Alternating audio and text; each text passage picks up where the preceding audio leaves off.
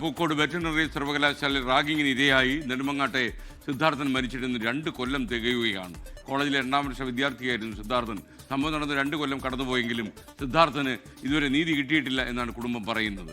പ്രതികൾക്ക് അർഹമായ ശിക്ഷ നേടിക്കൊടുക്കാൻ നിയമ പോരാട്ടം തുടരുമെന്നാണ് സിദ്ധാർത്ഥന്റെ അമ്മ ഷീബ 24നോട് പറഞ്ഞത്.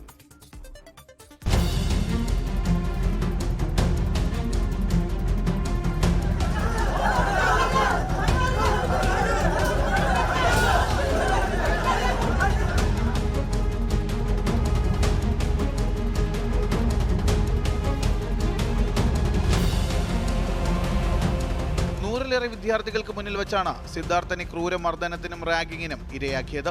തുടർന്ന് മാനസികമായി തളർന്ന സിദ്ധാർത്ഥനെ ഹോസ്റ്റലിലെ ശുചിമുറിയിൽ 2024 ഫെബ്രുവരി 18 തൂങ്ങി മരിച്ച നിലയിൽ കണ്ടെത്തുകയായിരുന്നു.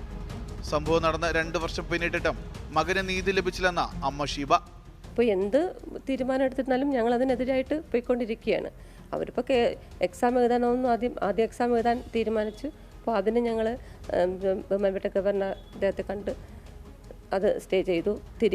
അവരെ തിരികെ എടുക്കാൻ തീരുമാനിച്ചു. ഇതെല്ലാം യൂണിവേഴ്സിറ്റി തലത്തിൽ നിന്നുള്ള തീരുമാനങ്ങളാണ്. അതിനെല്ലാം ഞങ്ങൾ അപ്പീൽ കൊടുത്തിട്ട് അതെല്ലാം റദ്ദാക്കിയിട്ടുണ്ട്. ഇതുവരെ കുഞ്ഞിൻ്റെ കണ്ണട, വാച്ച്, ബെൽറ്റ്, പേഴ്സ് ഇതൊന്നും അന്ന് വരെ ഉപയോഗിച്ചിരുന്ന സാധനങ്ങൾ ആ സമയത്ത് ഉപയോഗിച്ചിരുന്നതായിരിക്കണമല്ലോ ഇതെല്ലാം.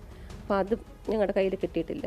ഇതിനൊക്കെ ഒരു തീരുമാനം അല്ലെങ്കിൽ ഇതൊക്കെ എവിടെയാണെന്നെങ്കിലും അറിയുക എന്നത് ഞങ്ങൾ വീണ്ടും ചോദിച്ചുകൊണ്ടിരിക്കുന്നു. അപ്പോൾ അതിനൊന്നും ഒരു മറുപടി ഇതുവരെ ഞങ്ങൾക്ക് ആരുടെ ഭാഗത്തുനിന്നും കിട്ടിയിട്ടില്ല.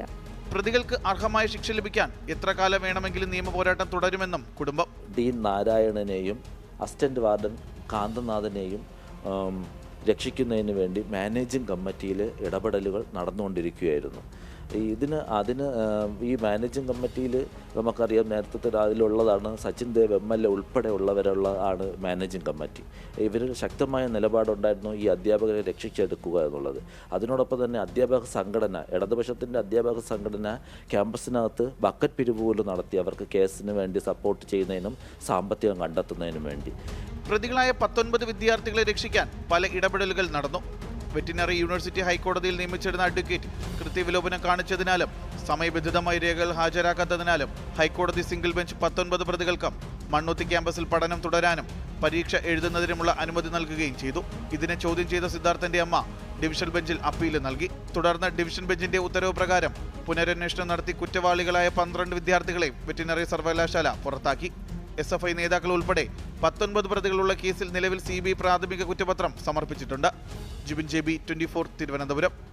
ലോകത്തെവിടെയായാലും ഏത് സമയത്തും 24 വാർത്തകളും ഓഗ്മെന്റഡ് റിയാലിറ്റി പാക്കേജുകളും എക്സ്പ്ലെയിനറുകളും വിശദമായി കാണാൻ ഞങ്ങളുടെ YouTube ചാനൽ നിങ്ങൾക്ക് സബ്സ്ക്രൈബ് ചെയ്യാം.